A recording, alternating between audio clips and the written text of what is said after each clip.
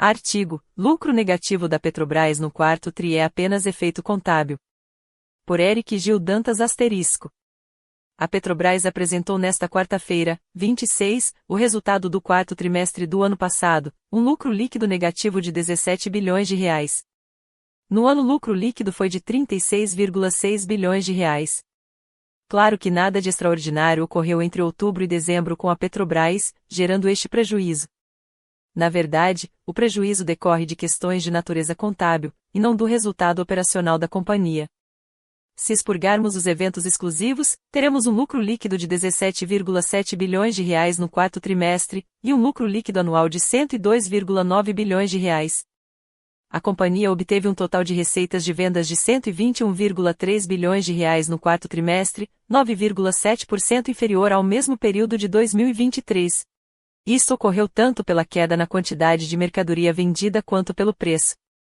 A produção total comercial de petróleo e gás caiu 11% na mesma comparação entre trimestres, enquanto no mercado de derivados a queda foi de 7,8%. Em termos de preços em reais, a queda foi de 2% no Brent e 6% no preço dos derivados no mercado interno. No total do ano, a queda nas receitas de venda foi menor, de 4,1%.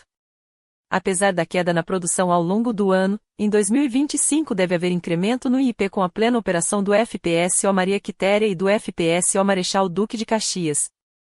No refino acontecerá a mesma coisa, com o revamp do Trem 1 da Arnes e a nova unidade de hidrotratamento, HDT, da Replan.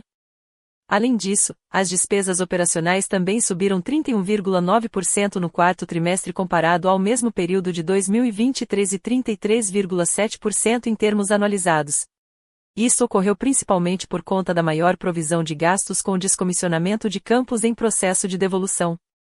Também tivemos a continuidade do aumento dos investimentos. Comparando o quarto trimestre de 2024 com o de 2023, tivemos um aumento de 61,1% nos investimentos, e em termos anuais 31,2%. Os maiores investimentos decorrem principalmente de grandes projetos do pré-sal, em especial os novos sistemas de produção do Campo de Búzios e na revitalização do Campo de Marlim. No refino tivemos investimentos em paradas programadas da Arnes, Replan e Regap, manutenção, mas também no projeto do Trem 1 da Arnes, expansão. Com tudo isto, o fluxo de caixa operacional diminuiu em 17,3%, quarto tri, e 5,4%, anual. Ou seja, realmente tivemos um resultado menor no quarto trimestre e no ano como um todo, por conta de menores volumes vendidos, menores preços e maiores despesas, sazonais. Mas o que explica o lucro líquido negativo não é nada disso, e sim a variação cambial das dívidas entre a Petrobras e suas subsidiárias no exterior e um novo impairment. Como explica Fernando Melgarejo, diretor financeiro e de relacionamento com investidores, no relatório de desempenho. O resultado da Petrobras em 2024 foi impactado principalmente por um item de natureza contábil, a variação cambial em dívidas entre a Petrobras e suas subsidiárias no exterior. São operações financeiras entre empresas do mesmo grupo, que geram efeitos opostos que ao final se equilibram economicamente. Isso porque a variação cambial nestas transações entra no resultado líquido da holding no Brasil e impactou negativamente o lucro de 2024.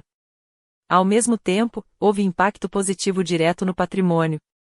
Em outras palavras, a Petrobras possui subsidiárias no exterior que contraem dívidas com a própria holding, Petrobras no Brasil, em dólares. Quando há uma desvalorização do real frente ao dólar, essas dívidas ficam mais caras em reais.